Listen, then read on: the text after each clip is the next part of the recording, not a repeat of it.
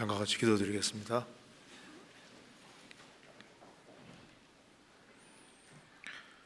자비로우신 우리 아버지 하나님, 오늘도 저희들을 한자리에 불러 모아주시고 하나님의 말씀으로 교훈받게 해주신 것을 감사합니다. 이 시간 주 성령께서 함께 해주시고 또 우리의 마음을 열어주시고 우리가 걸어가야 될 길을 밝혀주시고 우리 행보를 말씀 위에 굳게 세워주옵소서. 전국적으로 있는 모든 전도집회 가운데 함께 해주시고 또 해외 선교하는 그 모든 발걸음에도 함께 해주시고 도와주옵소서. 국내와 해외에 주의 복음이 더 활발하게 증거될 수 있도록 역사해 주시고 우리 모든 사람도 주 안에서 귀하게 사용해 주옵소서. 전도터를 더욱 넓혀주시는 것도 감사드립니다. 오늘 모든 시종 주 성령께서 함께 해주시고 이 말씀들이 우리 마음에 교훈이 되도록 역사해 주옵소서. 우리 구주 예수 그리스도 이름으로 기도하옵나이다. 아멘. 열왕기상 21장 찾겠습니다.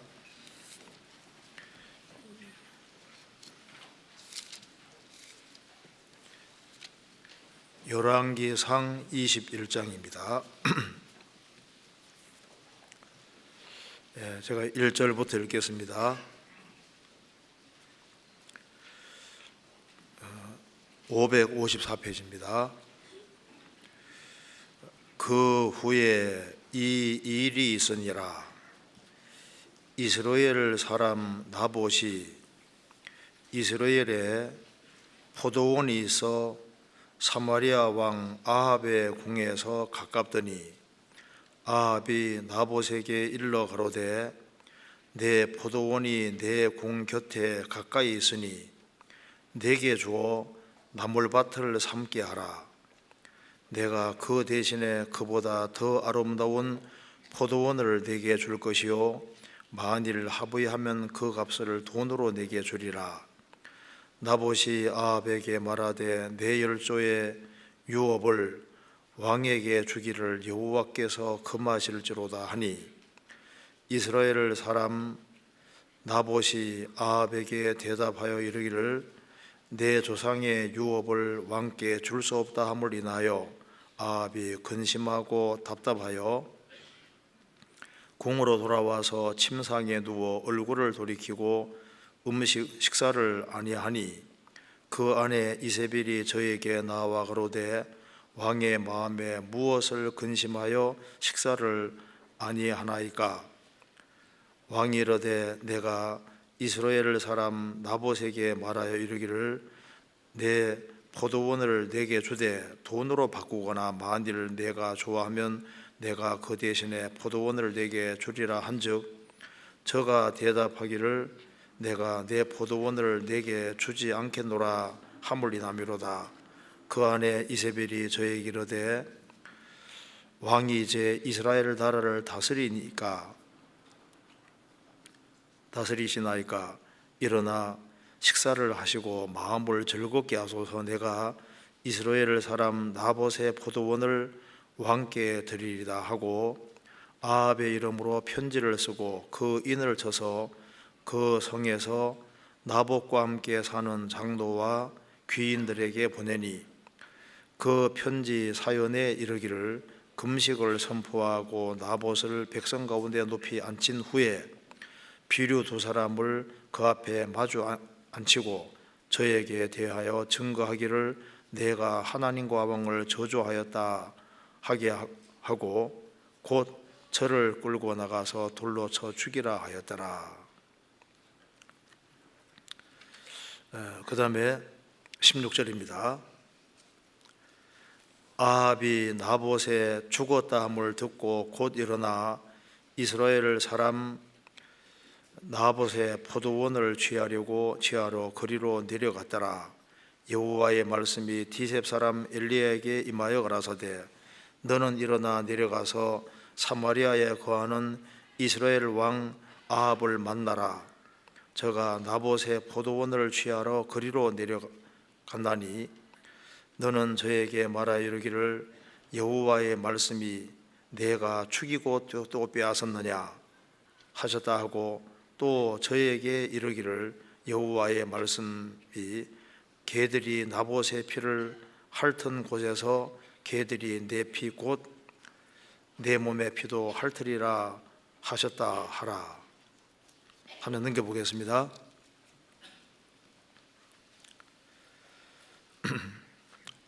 23절입니다. 이세벨에게 대하여도 여호와께서 말씀하여 가라사대 개들이 이스라엘 성 곁에서 이세벨을 먹을지라. 아합에 속한 자로서 성읍에서 죽은 자는 개들이 먹고 들에서 죽은 자는 공중의 새가 먹으리라 하셨느니라 하니 예로부터 아합과 같이 스스로 팔려 여호와 보시기에 악을 행한 자가 없음은 저가 그 아내 이세벨에게 충동되었습니다. 저가 여호와께서 이스라엘 자손 앞에서 쫓아내신 아모리 사람의 모든 행한 것 같이 우상에게 복종하여 심히 가증하게 행하였더라. 거기까지입니다. 우리가 오늘 아합과 나봇의 포도원이라는 제목으로 조금 생각해 보려고 합니다. 우리는 이 세상에 태어나서 단 한 번밖에 갈 수 없는 길을 가고 있습니다.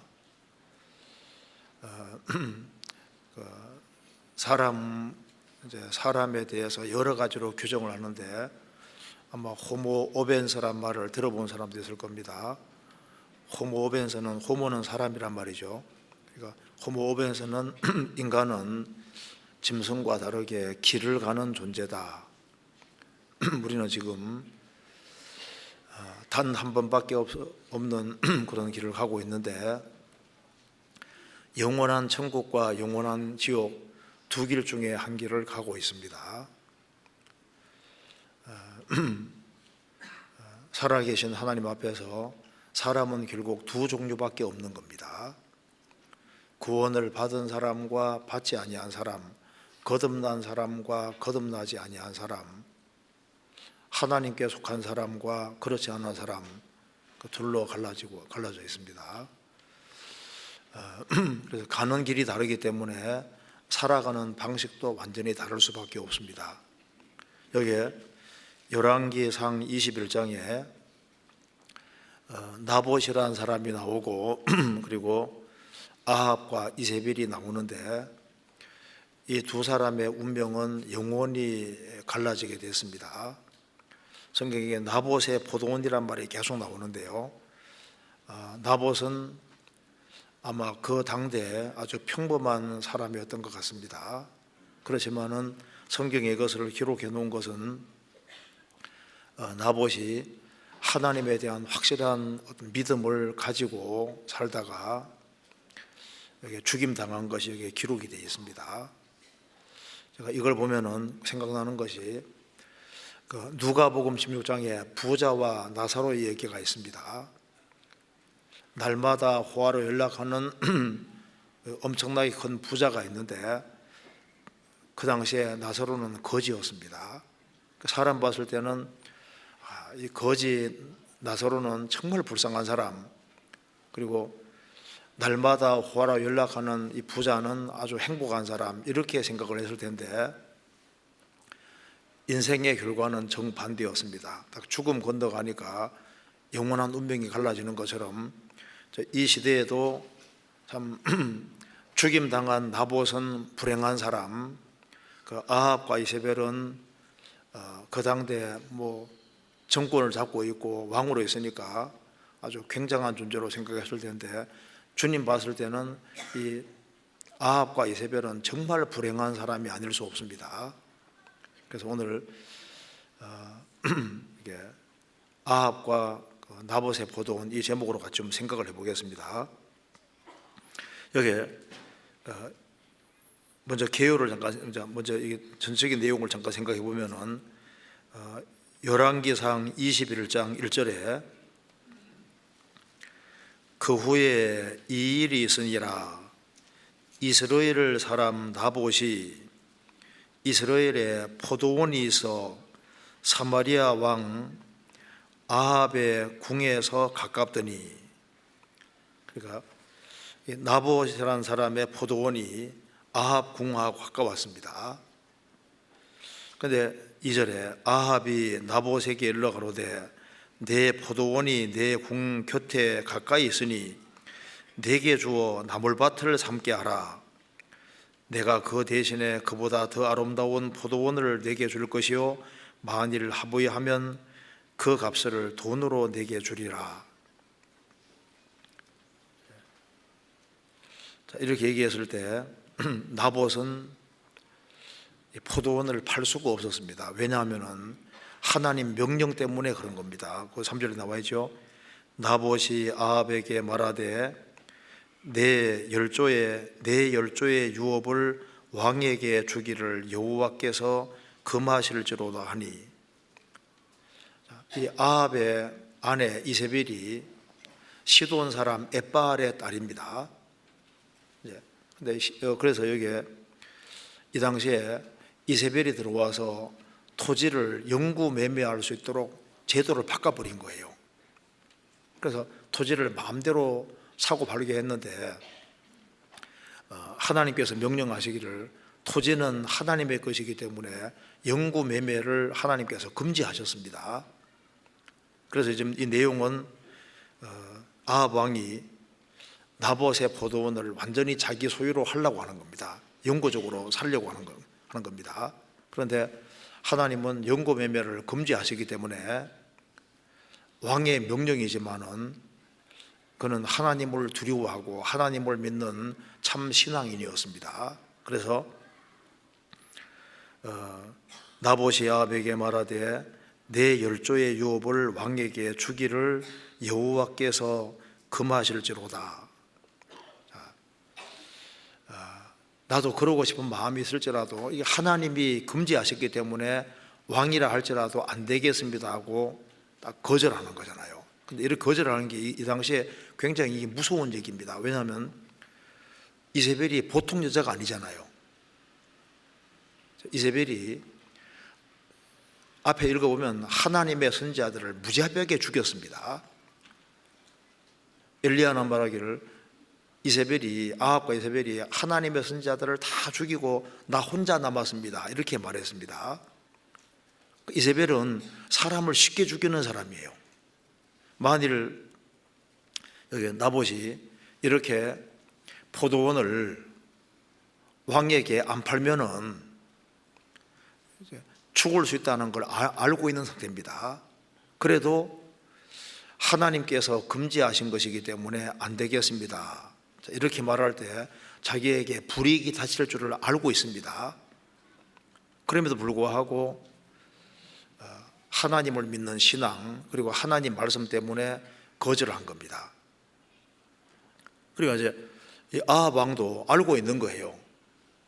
원래 하나님 말씀하시기를 토지 영구 매매를 금지하셨기 때문에 이제 여기에 나봇이 말하는 것이 맞는 얘기니까 이제 속으로 끙끙 앓는 겁니다.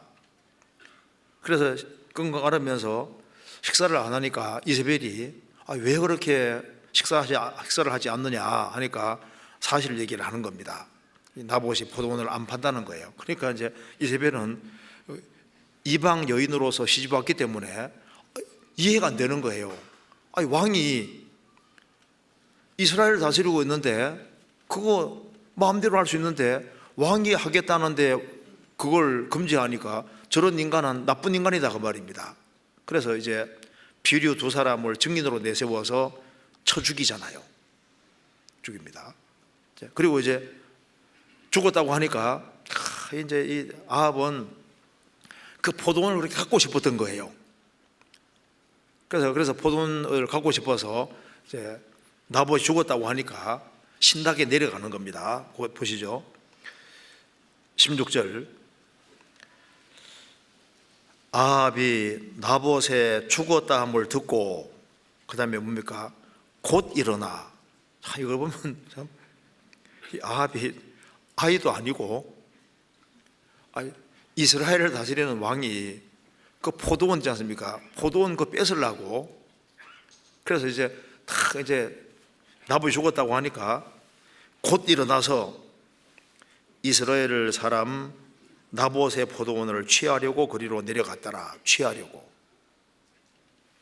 여기서 우리가 중요한 사실을 알 수 있습니다. 이스라엘을 다스리는 왕이지만은 참된 만족이 없잖아요. 욕심이 끝이 없다는 걸 여기에서 볼 수 있습니다. 그래서 17절 이하에 이제 티제 사람 엘리야가 이제 아합을 만나게 되는데 17절 여호와의 말씀이 티제 사람 엘리야에게 임하여 가라사대 너는 일어나 내려가서 사마리아에 거하는 이스라엘 왕 아합을 만나라. 저가 나봇의 포도원을 취하러 그리로 내려갔느니라.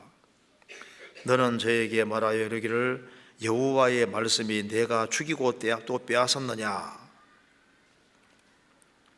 죽이고 빼앗았습니다. 그래서 이것 때문에 나봇을 죽인 것 때문에 결국은 아합도 죽고 그리고 이세벨도 아주 비참하게 되고 그래서 아주 이 아합 집이 완전히 다 전멸하는 아주 엄청난 결과가 생기게 되었습니다. 그리고 그 뒤에 나와 있기를 그 아합은 왜 이렇게 많은 죄를 지었는지를 설명하고 있는데요. 25절에 예로부터 아합과 같이 스스로 팔려 여호와 보시기에 악을 행한 자가 없으면 저가 그 안에 이세벨에게 충동되었습니다. 예로부터 아합과 같이 스스로 팔려란 말은 자기 스스로 자신을 악에 팔았다는 겁니다. 스스로 자신을 악에게 내어 던진 사람이 이제 아합이고 거기에다가 스스로 자신을 악에 팔아서 악을 범했는데 옆에 이세벨이 있으니까 이세벨이 충동하니까 그 악이 가속화돼서 그 당 역사 속에서 가장 아주 엄청난 악을 행한 대표적인 사람이 됐다는 것을 얘기를 하고 있습니다. 그래서 오늘 이걸 중심으로 해서 간단하게 좀 생각을 해보겠습니다.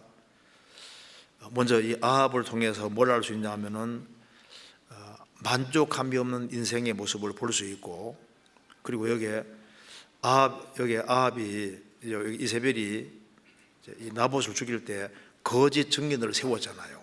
그리고 여기에 나봇을 잘 아는 그런 사람들이 그 이세벨의 말을 듣고 이세벨 말 안 들으면 죽일 테니까 이세벨 말을 듣고 적극적으로 죽이는데 동참하고 거짓 증언을 세우고 죽이는데 동참했습니다. 그게 얼마나 큰 죄인지 모르는데 그런 죄를 짓게 되는 겁니다. 그리고 이제 이 아합은 이제 이 이야기를 나봇이 포도원을 팔지 않으려고 한다고 하는 이 사실을 아내에게 얘기하면 안 되는 거예요. 아내에게 얘기하면 죽일 것이 뻔한 거거든요. 그러니까 여기서 우리가 하지 말아야 될 이야기가 있다는 걸 우리가 분명히 알 수 있습니다. 그리고 스스로 자신을 악에게 파는 사람이 있고 선에게 파는 사람도 있는데 그 옆에 누가 있냐에 따라서 운명이 크게 달라지게 되는 겁니다. 그리고 하나님을 등지는 길을 택할 때 그 아주 명백한 보응이 있고 하나님 말씀대로 그대로 예언이 이루어진 걸 우리가 확실하게 볼 수가 있습니다. 이런 걸 같이 한번 생각을 해보겠습니다. 여기 열왕기상 21장 보겠습니다. 2절 아합이 나봇에게 일러 가로되 내 포도원이 내 공 곁에 가까이 있으니 내게 주어 나물밭을 삼게 하라. 근데 이제 나봇이 노하합니다. 그런데 키우고 이걸 가지려고 고집을 하잖아요. 왕이 누리고 있는 것이 얼마나 많은데 옆에 있는 그 나보세 포도원을 그렇게 탐을 내고 그것 때문에 머리를 싸매고 눕고 먹지도 않고, 이런 모습을 보면은 여기서 뭘 알 수 있습니까? 하나님 없이 사는 인생은 진정한 만족이 없다는 걸 확실하게 볼 수 있습니다. 모든 것을 누리는 왕이고 온갖 좋은 것을 다 가지고 있음에도 불구하고 그 나보 포도원 그걸 탐내는 거 봐요. 사람은 자기가 원하는 걸 딱 차지하면 그거로 만족하느냐? 만족이 없습니다. 또 다른 것을 또 요구하게 됩니다. 그래서 성경이 말씀하기를 욕심이 잉태한 즉 죄를 낳고 죄가 장성한 즉 사망을 낳느니라. 모든 죄의 뿌리는 욕심에 있는 겁니다. 아합은 안 되는 것에 대해서는 딱 이렇게 접어야 되는데 안 되는 것인 줄 알지만 욕심 때문에 아주 큰 죄를 짓게 되는 겁니다. 그래서 여기에 만족이 없는 인생의 모습을 여기에서 아주 정확히 볼 수 있습니다.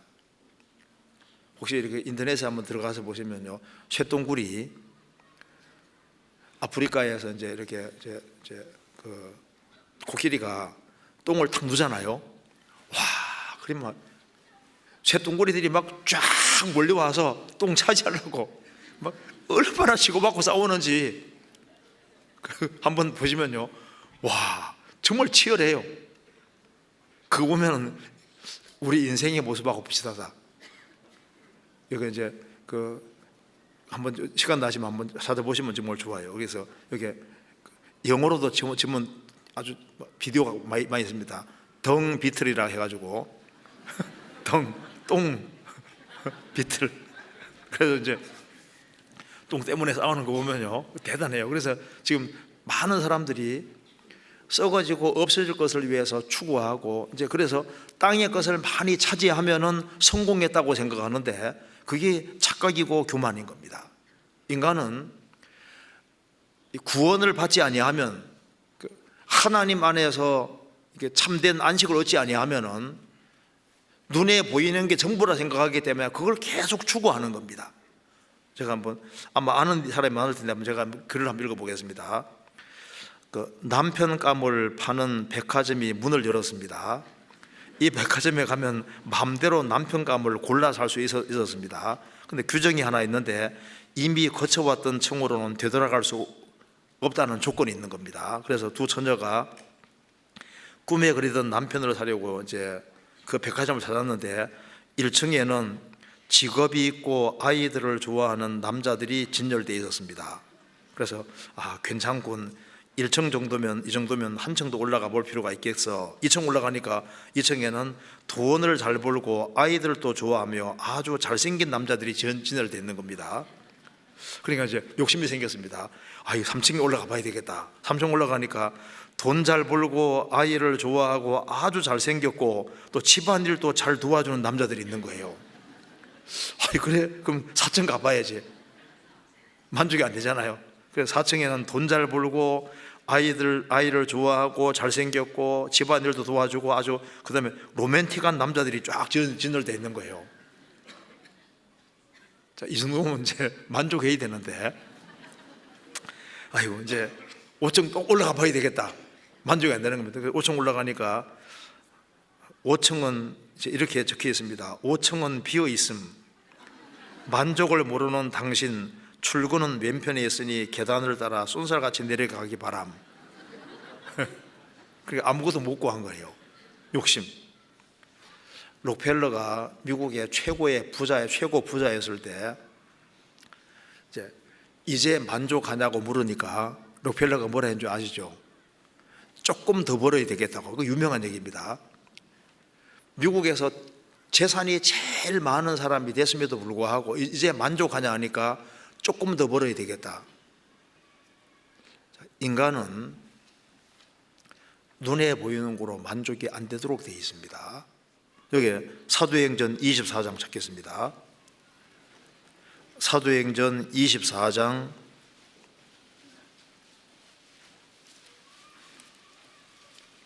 24절.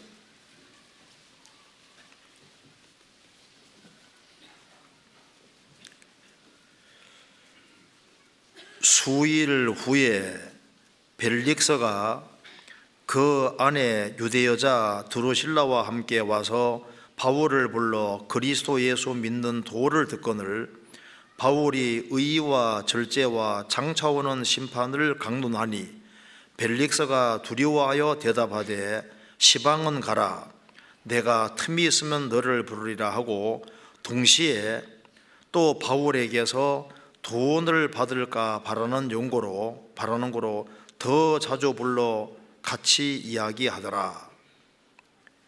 이태를 지나서 보르기오 베수도가 벨릭스의 소임을 대신하니 벨릭스가 유대인의 마음을 얻고자 하여 바울을 구류하여 두니라. 자, 벨릭스 총독이 벨릭스가 이제 바울 사도와 같이 이렇게 얘기할 수 있는 기회가 많이 있었는데, 자, 바울을 왜 자꾸 불러서 얘기했냐 하면은 그 답이 나와 있죠. 26절에 동시에 또 바울에게서 돈을 받을까 바라는 고로 더 자주 불러 같이 이야기하더라. 여기서 벨릭스가 이 정도의 지위면 돈이 엄청 많은 사람인 거예요. 돈이 엄청 많은 사람인데 바울에게 무슨 돈이 있겠습니까? 바울에게서 돈을 받을까 바라는 고로, 그러니까 이 재산이 그렇게 많이 있음에도 불구하고 돈을 더 받을까, 이게 뭘 말하는 겁니까? 가진 사람 욕심이 더 많은 경우를 뭐든지 있습니다. 돈을, 이게 바울에게서 돈을 받을까 바랐던 용고로 이렇게 나와 있잖아요. 욕심.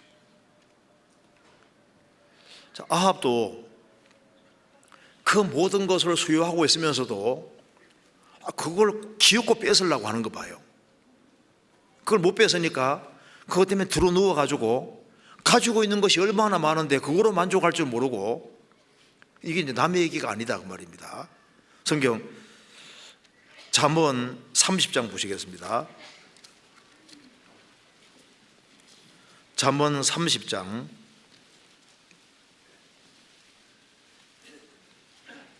15절.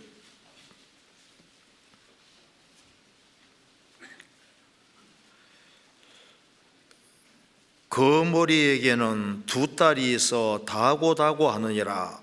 족한 줄 알지 못하여 족하다 하지 아니하는 것 서너시 나니. 여기서 거머리에게는 두 딸이 있다. 다고 달라고 하는 두 딸이 있다. 그러니까 거머리는 이제 사람에게 딱 달라붙으면 입이 양쪽이 있잖아요. 양쪽에 앞하고 뒤에 딱 있기 때문에요. 발판이 두 개 있어가지고 딱 집어서 양쪽에서 피를 빨아들입니다. 그러니까 거머리에게는 두 딸이 있어 다고 하느니라. 딱 달라붙어서 피를 빨아내는 겁니다. 그러니까 딸이 둘이 있는데 자꾸 달라고 보채는 딸이 둘이 있다 그 말입니다. 사람도 우리 시대에 눈에 보이는 것이 많고 물건들이 너무 많이 나와 있기 때문에 욕심이 끝이 없어요. 그러니까 가진 것으로 만족을 못 합니다.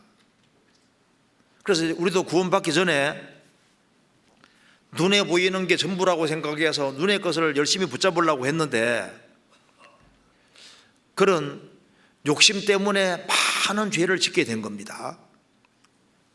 가룟 유다도 예수님을 따라다니면서 그런 돈깨를 맞고 습관적으로 돈을 조금씩 훔쳐갔습니다. 조금씩 훔쳐갔는데 이거로 만족이 안 되는 거예요. 훔쳤습니다. 어떻게 하면 돈을 더 벌 수 있을까? 그 욕망 때문에, 돈에 대한 욕망 때문에 예수님도 돈으로 보이잖아요. 그래서 은 30 받고 예수님 팔아먹는 거 봐요. 사람이 욕망에 잡히면은 그것만 생각하지 그 주변에 얼마나 많은 것이 자기에게 주어져 있는데 그게 안 보이는 거예요. 아합도 이스라엘을 다스리는 왕이고 자신이 소유한 것이 얼마나 많음에도 불구하고 그건 눈에 안 보이고 왕궁에 왔다 갔다 하면서 나무 포도원 거기 보이는 거예요. 아, 저기도 나무를 심으면 좋겠는데. 그것에 집착이 돼서 그것 때문에 엄청난 짓을 저지르게 됩니다. 이런 게 남의 모습이 아닙니다. 그래서 여기에 구원을 받기 전에도 우리도 이제 그렇게 했었는데, 이제 구원을 딱 받으면은 이게 상황이 완전히 달라지는 겁니다. 이 아합은 정말 생명책에 기록될 뻔한 사람입니다. 아합은 생생히 살아계신 하나님을 정말 볼 수 있었고, 이 아합 옆에 누가 있습니까? 구약의 아주 위대한 선지자 엘리야가 옆에 있고, 엘리야가 행하는 기적과 능력을 다 봤습니다. 그런 엄청난 기적을 받고, 그리고 정말 믿을 수 있는 충분한 기회가 주어졌음에도 불구하고 이뤄진 대표적인 사람입니다. 가룟 유다도 구원을 받을 뻔한 사람인데 불행하게도 이루어졌잖아요. 벨릭스 총독도 바울 사도하고 2년 정도이지 않습니까? 같이 있으면서 구원 받을 뻔했는데 이루어진 거예요. 참 너무 안타까운 사실입니다. 그런데 어느 날 복음을 통해서 딱 거듭나면은 새로운 본성이 생기고 새로운 만족이 있도록 되어 있습니다. 성경 디모데전서 6장 보시겠습니다. 디모데전서 6장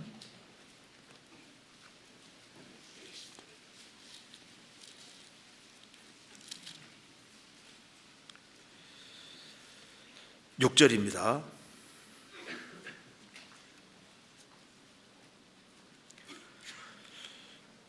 그러나 지족하는 마음이 있으면 경건이 큰 이익이 되느니라. 우리가 세상에 아무것도 가지고 온 것이 없음에 또한 아무것도 가지고 가지 못하리니 우리가 먹을 것과 입을 것이 있은즉 족한 줄로 알 것이니라. 신앙생활에서 아주 중요한 요소가 지족하는 마음입니다. 자기 주어진 조건에 참 만족하는, 지족하는 마음이 신앙생활의 아주 근본 바탕이 되는데, 이게 거듭나야만 정말 지족한 마음을 갖고 살 수가 있는 겁니다. 토마스 찰모제라는 사람이 도덕을 아무리 가르쳐도 사람이 안 바뀌더라는 겁니다. 토마스 찰모제도 이제 복음을 딱 깨우치고 난 다음에 인간은 세상 사랑하는 마음이 너무나도 크기 때문에 이 세상 사랑하는 마음을 쫓아낼 수 없다는 거예요. 어떻게 해야 되느냐? 새로운 사랑이 들어와야만 옛 사랑이 쫓겨난다.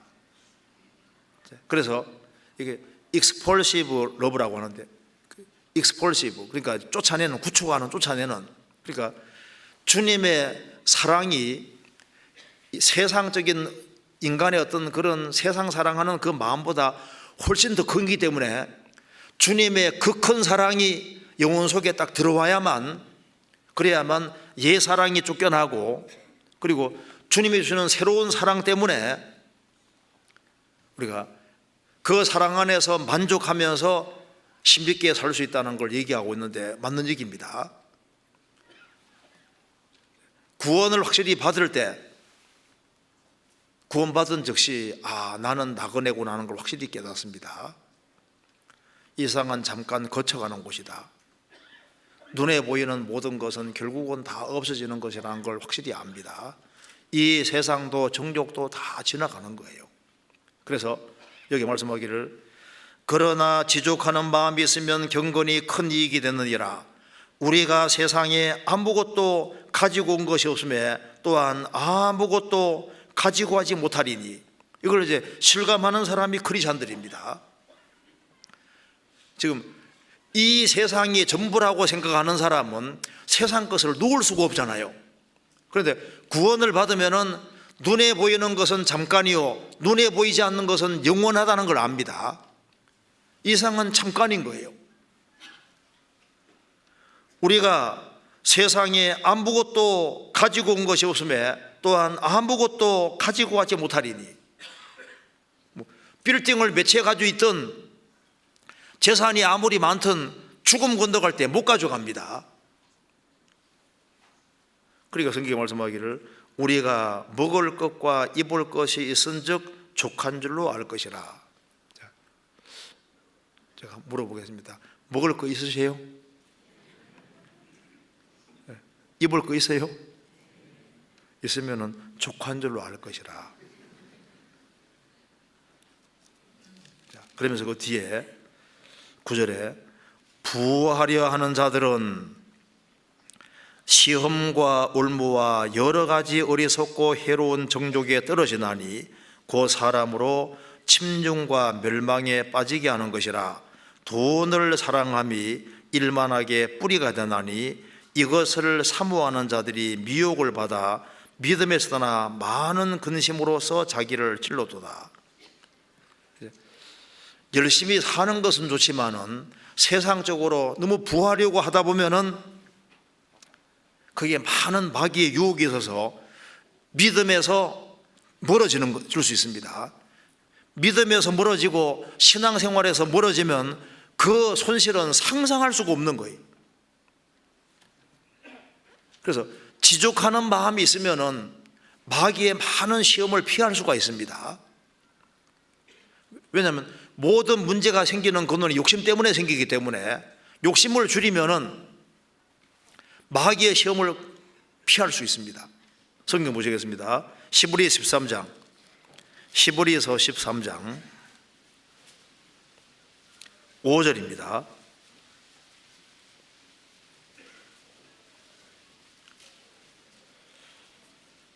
5절 돈을 사랑치 말고 있는 바를 족한 줄로 알라. 그가 친히 말씀하시기를 내가 과연 너희를 버리지 아니하고 과연 너희를 떠나지 아니하리라 하셨느니라. 그러므로 우리가 담대히 가로되 주는 나를 돕는 자신이 내가 무서워 아니하겠노라. 사람이 내게 어찌하리요 하노라. 돈을 사랑치 말고 돈 벌지 말아란 말이 아닙니다.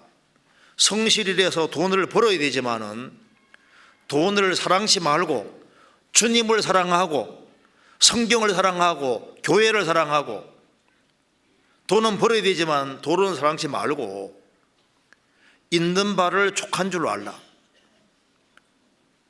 그가 친히 말씀하시기를 내가 과연 너희를 버리지 아니하고 과연 너희를 떠나지 아니하리라 하셨느니라. 주님께서 구원받은 사람을 버리지 아니하시고 구원받은 사람 떠나지 않습니다. 그러므로 우리가 담대히 가로되 주는 나를 돕는 자신이, 주님이 구원받은 사람을 돕습니다. 주는 나를 돕는 자신이 내가 무서워 아니하겠노라. 사람이 내게 어찌하리요 하노라.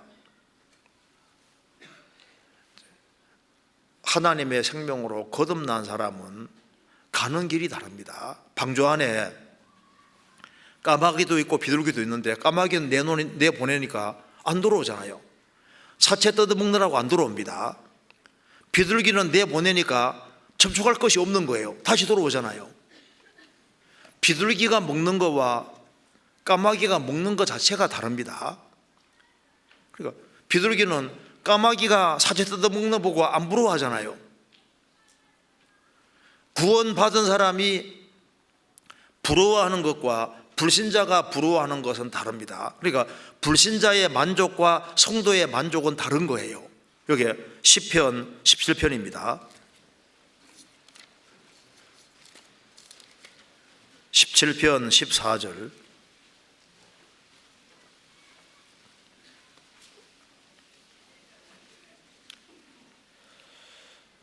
여호와여 금생에서 저희 분깃을 받은 세상 사람에게서 나를 주의 손으로 구하소서.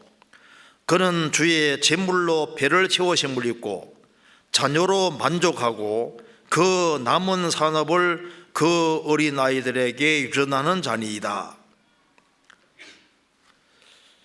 여호와여, 금생에서 7, 80 이 세상에서 저희 분깃 몫을 받은 세상 사람에게서 나를 주의 손으로 구하소서. 구별시켜 주십시오. 그는 주의 제물로 배를 채우시며, 그 배라는 말을 써놨습니다. 인생의 목적이 결국은 배예요. 잘 먹고 잘 사는 겁니다. 주의 제물로 배를 채우심을 잊고 잘 먹고 잘 사는 것이 그 행복인 줄 압니다. 자녀로 만족하고 자녀가 육신적으로 잘 돼가는 것으로 만족합니다. 그리고 돈을 최대한 많이 벌어서 이 세상을 편안하게 살다가 자식들을 덜 고생시키려고 재산을 축적해서 넘겨주는 그 재미로 산다, 그 말입니다.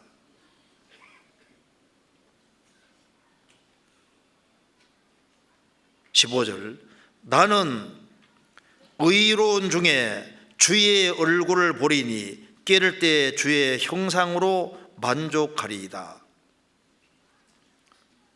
시편 기자의 만족은 나는 의로운 중에서 주 안에서 말씀을 따라 바르게 살다가 주의 얼굴을 보리니 깨를 때, 부활할 때 주의 형상으로 만족하리이다.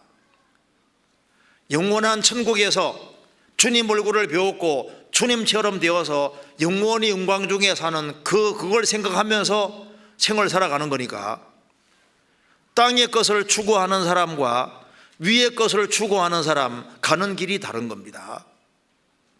구원받은 사람은 죄와 허물로 죽었다가 살아난 사람입니다. 그래서 성경에 에서와 야곱이 나오는데 에서의 만족과 야곱 만족이 다르지 않습니까? 둘 다 세상적으로는 성공했다 할 수 있는데 에서는 나중에 에돔이라는 나라 왕이 되고 야곱은 이제 열심히 수고해서 많은 재산을 가지게 되지 않습니까? 그런데 둘 다 만족이 다릅니다. 한번 보시겠습니다. 창세기 33장, 창세기 33장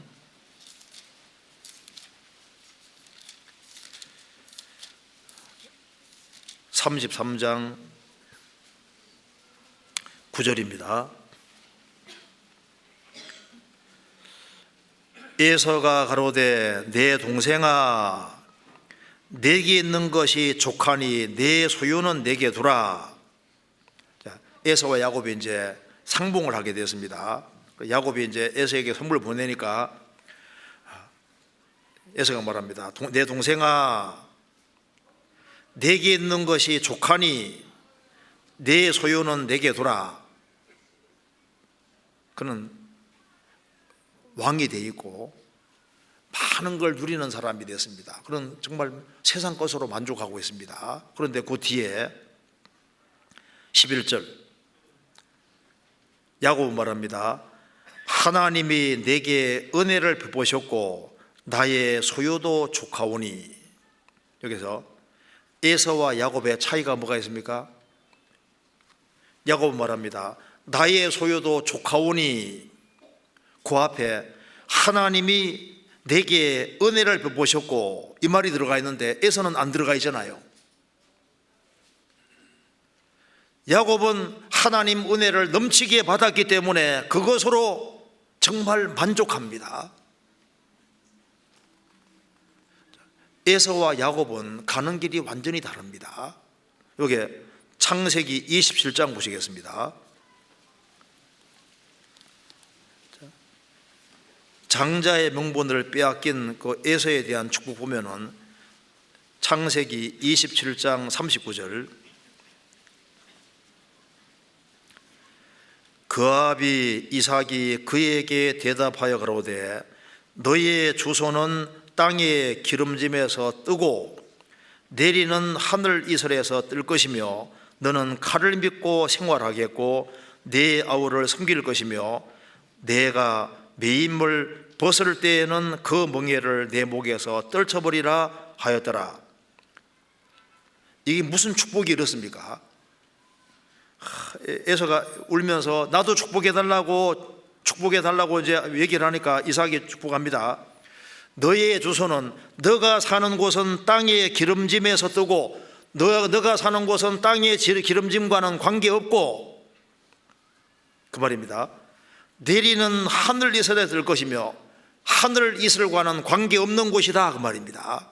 자, 이거하고 대조가 신명기 보시겠습니다. 33장, 신명기 33장 28절입니다.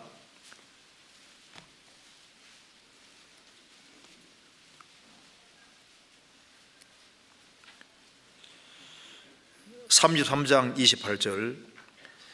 이스라엘이 안전히 거하며 야곱의 셈은 곡식과 새 포도주의 땅에 홀로 있나니 곧 그의 하늘이 이슬을 내리는 곳에로다.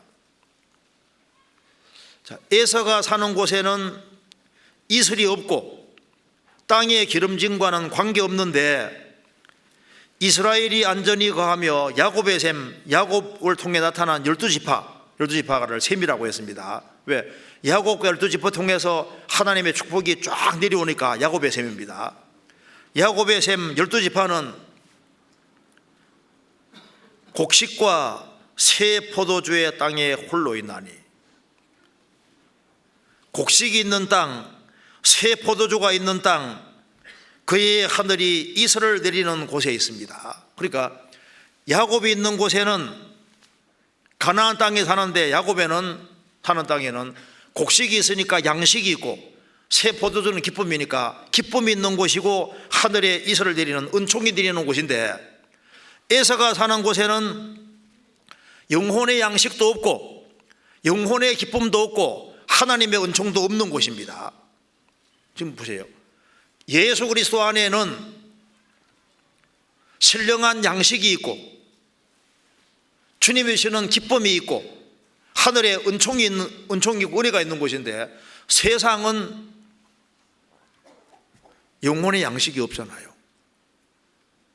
영혼의 진정한 기쁨이라는 게 없습니다. 그리고 하나님의 은총과 은혜가 없는 곳입니다. 에서와 야곱은 길이 완전히 다른 거예요. 그러니까 서로 만족하는데 만족하는 내용이 완전히 다른 겁니다.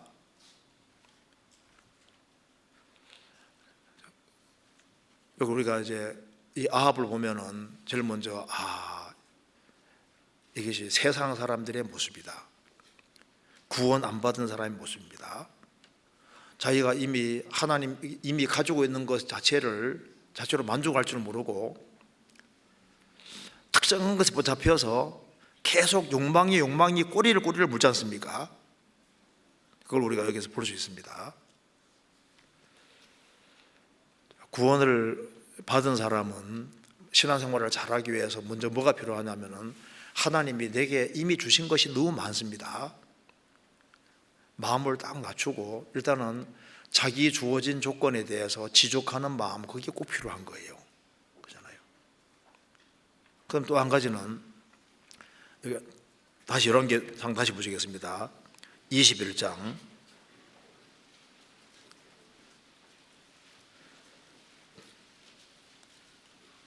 4절입니다.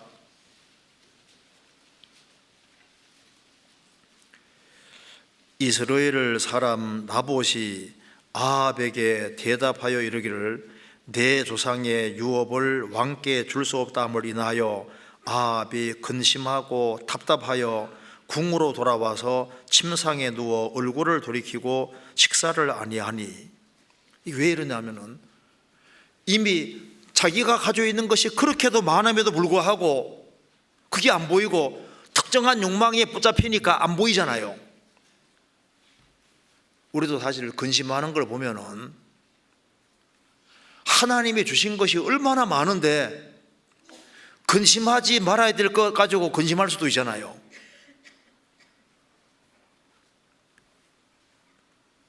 지금 혹시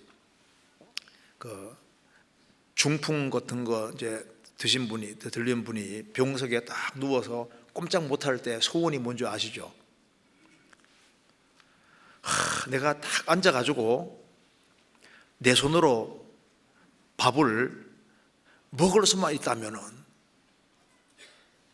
그러면은 그걸 그렇게 소원합니다. 이제 누워서 앉아서 이제 음식을 먹는 상태가 됐으면 어떻게 됩니까? 걸어봤으면 좋겠다.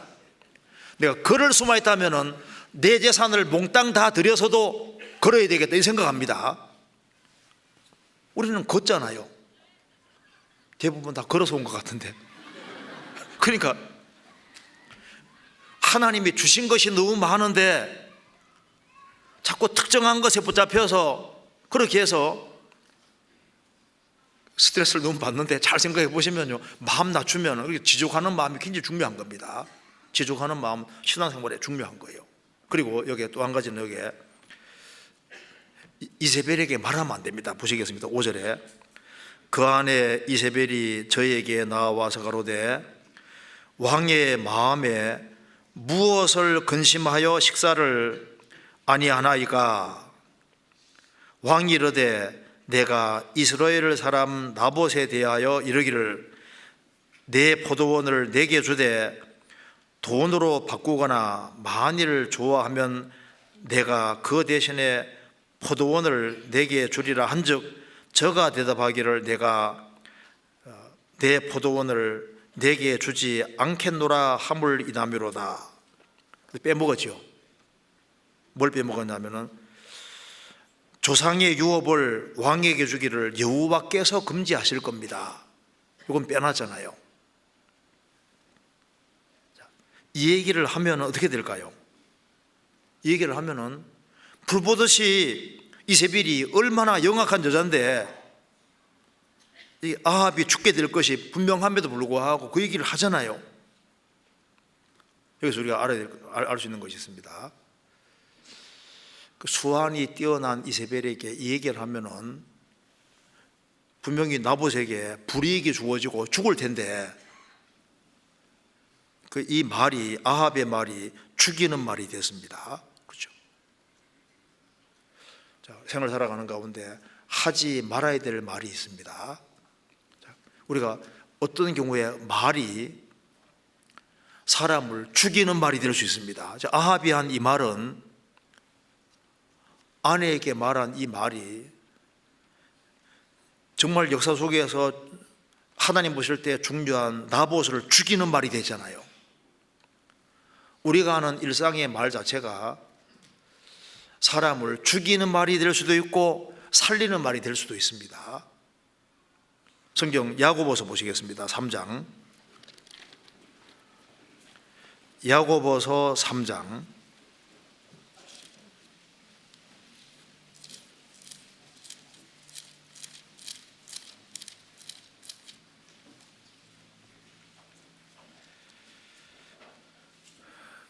3장 2절입니다. 우리가 다 실수가 많으니 만일 말에 실수가 없는 자면 곧 온전한 사람이라 능히 온몸도 굴레 씌우리라. 우리가 말을 순종케 하려고 그 입에 재갈을 먹여 온몸을 억어하며 또 배를 보라 그렇게 크고 광풍에 밀려가는 것들을 지극히 작은 키로 사공의 뜻대로 운전하나니 이와 같이 혀도 작은 지체로 돼 큰 것을 자랑하나도다. 보라 어떻게 작은 불이 어떻게 많은 나무를 태우는가. 혀는 곧 불이요 불의의 세계라. 혀는 우리 지체 중에서 온몸을 더럽히고 생의 밖에를 불살아나니 그 살아나는 것이 지옥불에서 나느니라. 여기 말씀한 대로 이 혀가 너무 작은데 조그마한 불이 산 태우는 것처럼 이 혀가 내 인생을 다 더럽힌다. 혀는 곧 불이요 불의의 세계라. 아합이 이세벨에게 지금 나봇의 포도원 이야기를 한 이것이 역사 속에서 하나님이 귀히 여기는 한 사람을 죽이게 됐잖아요.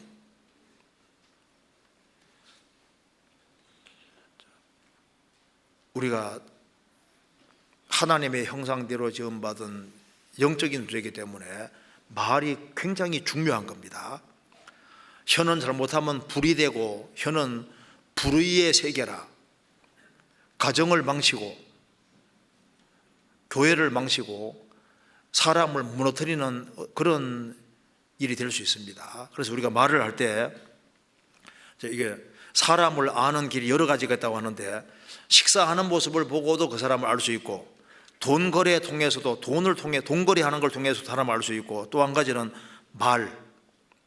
말하는 걸 통해서 그 사람을 알 수 있다. 맞죠? 말이 그 사람 모델을 표현하고 있는 겁니다.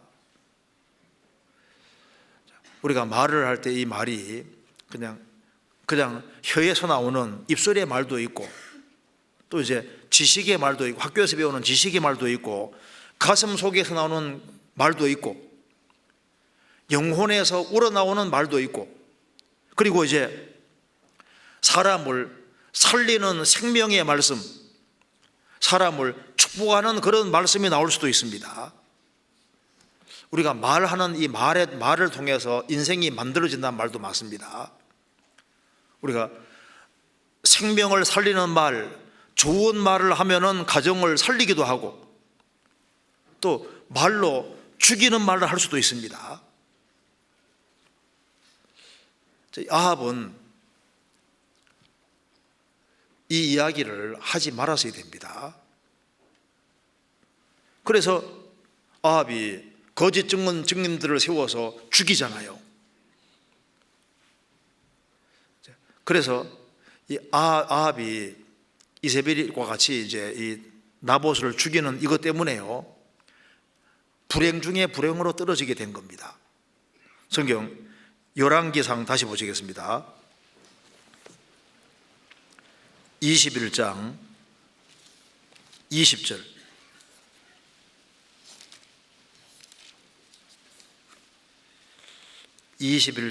20절. 아합이 엘리야에게 이르되 나의 대적이여 내가 나를 찾았느냐? 대답하되 내가 찾아노라. 내가 스스로 팔려 여호와 보시기에 악을 행하였으므로, 여기에 엘리야가 말했습니다. 내가 스스로 팔려 여호와 보시기에 악을 행하였으므로. 아합은 스스로 자신을 악에게 팔았다는 겁니다. 스스로. 그러니까 여기서 알 수 있는 게 있습니다. 아합은 자유의지를 가지고 있었다는 걸 성경이 말하고 있습니다. 인간은 자유의지를 가진 존재입니다. 아합은 자신을 하나님 살아계시니까 선 쪽으로 자신을 팔 수도 있었고, 악쪽에 팔 수도 있었는데, 너가 스스로 악에게 자신을 팔았다, 악쪽에다가 운명을 걸었다, 그 말입니다. 그 뒤에 25절. 예로부터 아합과 같이 스스로 팔려 여호와 보시기에 악을 행한 적 없으면 저가 그 안에 이세벨에게 충동되었습니다. 여기에 예로부터 아합과 같이 스스로 팔려, 아합과 같이 담대하게 악의 자신을 판 사람이 없었다. 이걸 보면은 우리 시대하고 비슷해요. 우리 시대 스스로 악쪽에다가 자신을 딱 파는 사람이 있습니다. 여기 잠깐 적고요. 찾아보시겠습니다. 여기 시편 36편 찾겠습니다.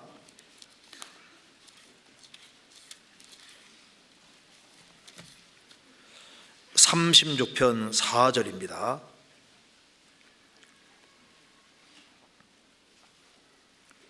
(4절) 저는 침상에서 죄악을 꾀하며 스스로 불선한 길에 서고 악을 싫어하지 아니하노도다. 악인에 대해서 얘기하면서 저는 그 침상에서 죄악을 꾀하며 자기 스스로 불선한 길에 서고 악을 싫어하지 않는도다. 자기 스스로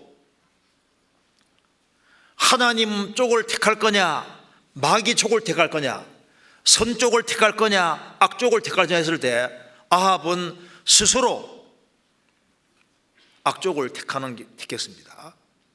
스스로 자신을 악에 팔았습니다. 그러니까 이렇게 하면 안 되는데 알면서도 스스로 자기 자유의지를 악쪽에다가 동원시켰고 담대하게 악을 행하는 길을 택했습니다.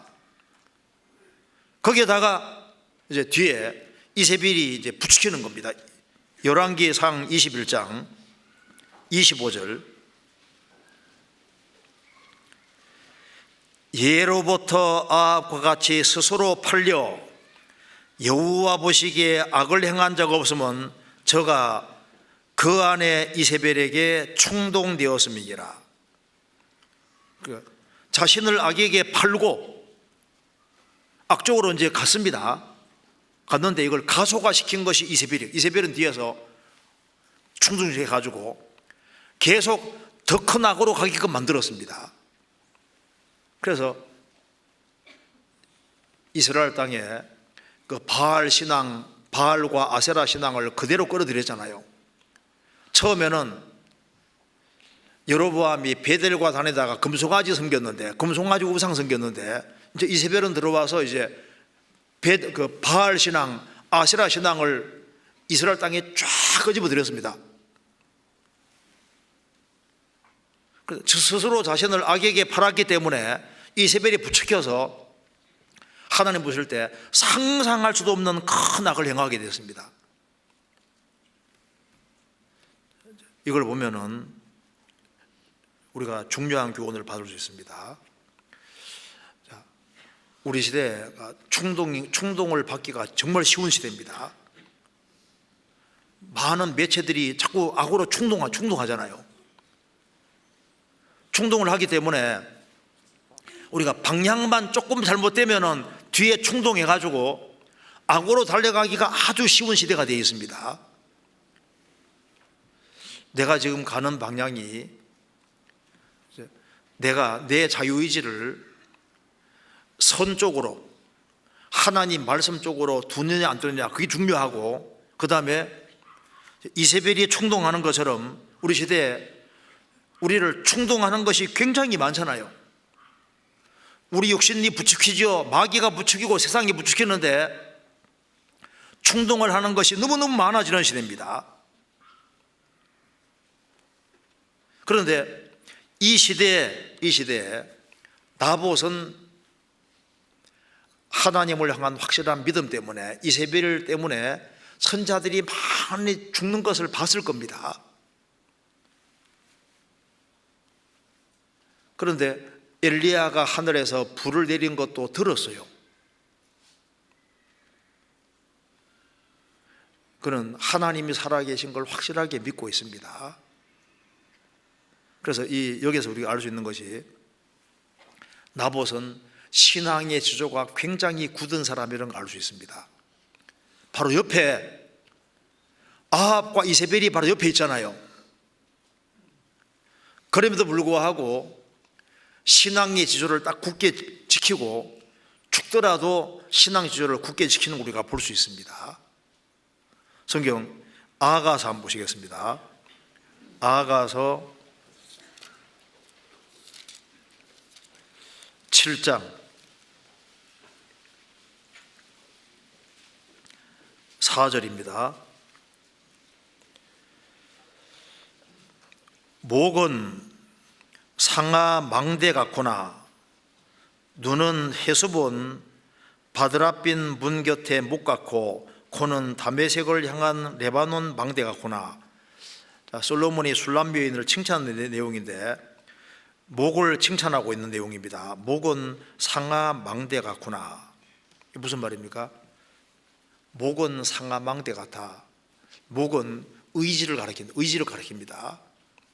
목이 곧다. 의지를 가리킵니다. 의지를 이렇게 강하게 가리키는데 유혹에 굴복하지 않는 그런 하나님을 향한 신앙 지조가 아주 확실한 사람들, 아주 목 중에서 아주 비싼 목이 있는 겁니다. 제가 글을 하나 읽어드리겠습니다. 한 남자가 여자에게 나와 잠자리를 같이 하면 5만 달러 주겠소라고 제안하니까 잠시 생각하더니 5만 달러라고요? 그러죠.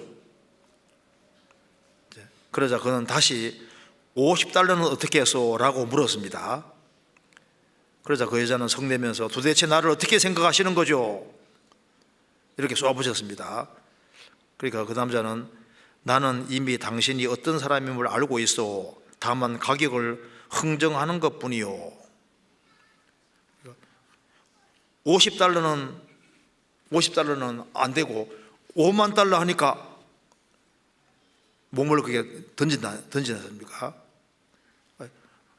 5만 달러나 500달러나 50달러나 그 이상이라 할지라도 자신 팔면 안 되잖아요.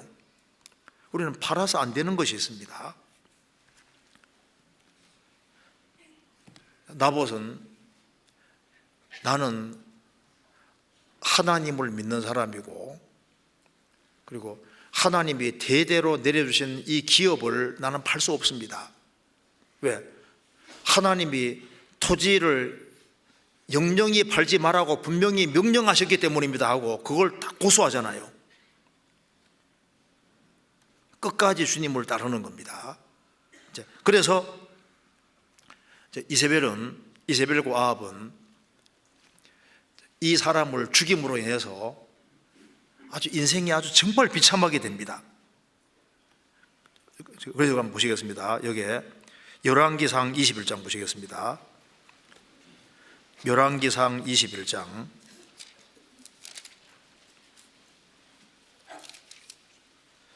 19절.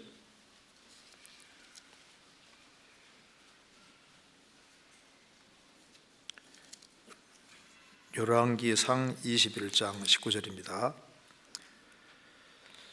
너는 저에게 말하여 이르기를 여호와의 말씀이 내가 죽이고 또 빼앗았느냐 하셨다 하고 또 저에게 이르기를 여호와의 말씀이 개들이 나봇의 피를 핥은 곳에서 개들이 내 피 곧 내 몸의 피도 핥으리라 하셨다 하라.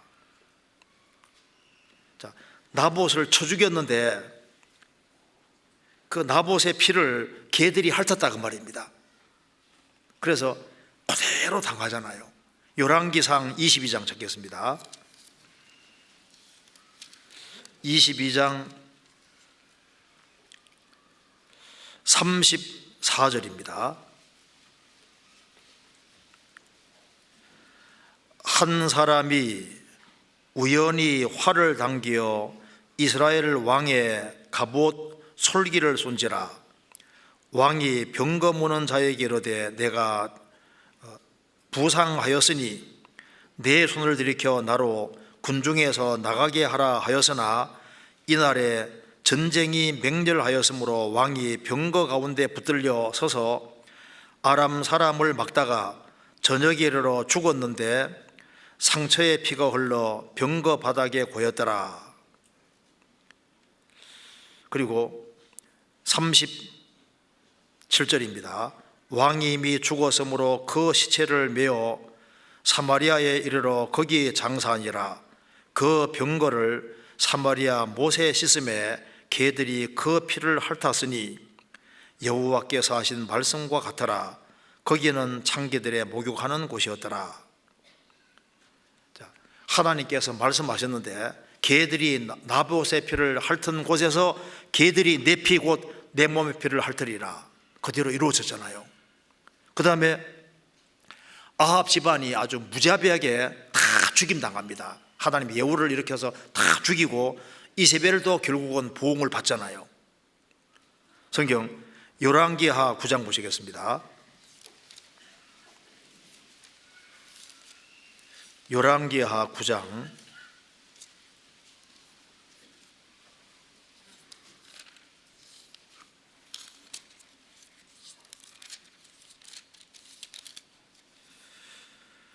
30절입니다. 30절. 예후가 이스라엘에 이르러 이르니 이세벨이 듣고 눈을 그리고 머리를 꾸미고 창에서 바라보다가 예후가 문에 들어오며 가로되 주인을 죽인 너 시므리여 평안하냐. 예후가 얼굴을 들어 창을 향하고 가로되 내 편이 될 자가 누구냐 하니 두어 네시가 예후를 내려보는지라. 가로되 저를 내려 던지라 하니 내려 던짐에 피가 담과 말에게 띠더라. 예후가 그 시체를 밟으니라. 예후가 들어가서 먹고 마시고 가로되 가서 이 저주받은 계집을 찾아 장사하라. 저는 왕의 딸이니라 하매 가서 장사하려 한즉 그 두골과 발과 손바닥 외에는 찾지 못한지라. 돌아와서 고한데 예후가 가로되 이는 여호와께서 그 종 디셉 사람 엘리야로 말씀하신 바라. 이르시기를 이스라엘 토지에서 개들이 이세벨의 고기를 먹을지라. 그 시체가 이스라엘 토지에서 거름같이 반변에 있으리니 이것이 이세벨이라고 가리켜 말하지 못하게 되리라 하셨느니라. 이대로 이루어졌습니다. 그러니까 의인의 피를 흘리니까 자기도 그대로 되는데 주님 말씀하신 예언대로 정확히 이루어지잖아요. 보응은 당장은 안 와도 나중에 그 뒤로 왔습니다. 그래서 여기에 우리 오늘 잠깐 배운 대로 이 아합과 나보 두 사람을 비교해 봤을 때 지금 많은 사람들이 결국은 작은 아합과 이세벨처럼 돼가고 있습니다. 그래서 이 그리스도인으로서 신앙생활을 하기가 참 안 좋은 어려운 시대라고 할 수 있는데, 우리가 신앙생활을 잘하기 위해서는 먼저 낮은 마음, 지족하는 마음, 그거 하나가 필요할 것 같고, 또 한 가지는 내가 스스로 이 세상에서 나는 하나님 말씀을 택하고 말씀 가운데 살다가 죽어야 되겠다는 그런 각오가 필요합니다. 그 선 쪽에 딱 두고, 그 다음에 이세벨이 아합을 충동시킨 것처럼 우리를 충동시킬 수 있는 좋은 것을 주변에 두는 것이 필요합니다. 그래서 하나님 말씀을 가까이 두고, 기도를 가까이 두고, 그리고 교제를 가까이 두고, 내가 선한 방향으로 다른 박질을 할 수 있는, 나를 좋게 충동시킬 수 있는 많은 것들을 가까이 두면은 힘차게 주님 오실 때까지 계속 신앙생활을 할 수 있을 거라 생각합니다. 시간이 됐기 때문에 오늘 여기까지만 하겠습니다. 같이 기도드리겠습니다. 자비로우신 우리 아버지 하나님, 많은 사람 중에서 저희들을 복음으로 불러주신 것을 감사드립니다. 주 예수 그리스도의 보배로운 피로 우리를 구원해 주시고 소망 가운데 살게 해주시는 것을 감사합니다. 저희들 위의 것을 추구하고 부모를 위해 싸울 수 있도록 도와주시고 주님의 복음과 영광을 위해 살 수 있도록 더욱 역사해 주시옵소서. 전국적으로 있는 모든 집회 가운데 함께 해주시고 우리의 사랑하는 가족들, 친척들, 이웃들에게도 이 귀한 복음을 담대히 증거할 수 있도록 역사해 주옵소서. 우리 구주 예수 그리스도 이름으로 기도하옵나이다. 아멘. 찬송